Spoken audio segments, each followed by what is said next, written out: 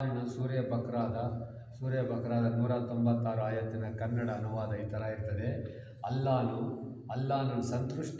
ಅಲ್ಲಾಹನನ್ನು ಸಂತುಷ್ಟಿಗೊಳಿಸುವುದಕ್ಕಾಗಿ ಹಜ್ ಮತ್ತು ಉಮ್ರಾಗಳ ಸಂಕಲ್ಪ ನಾವು ಮಾಡಿದಾಗ ಅದನ್ನು ನಾವು ಪೂರ್ತಿಗೊಳಿಸಬೇಕು.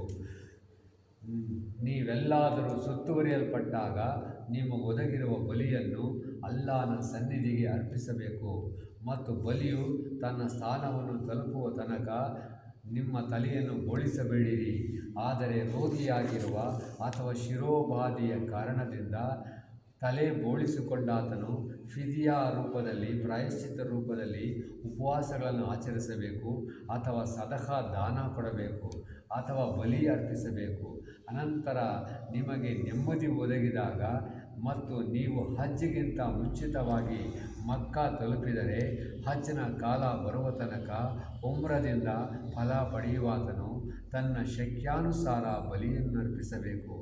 ಬಲಿ ಒದಗದಿದ್ದರೆ 3 ದಿನಗಳ ಉಪವಾಸವನ್ನು ಹಜ್ ಕಾಲದಲ್ಲಿಯೂ 7 ದಿನಗಳ ಉಪವಾಸವನ್ನು ಸ್ವಗೃಹದಲ್ಲಿ ತಲುಪಿದ ಬಳಿಕವೂ ಹೀಗೆ 10 ದಿನಗಳ ಉಪವಾಸವನ್ನು ಪೂರ್ತಿಯಾಗಿ ಆಚರಿಸಬೇಕು.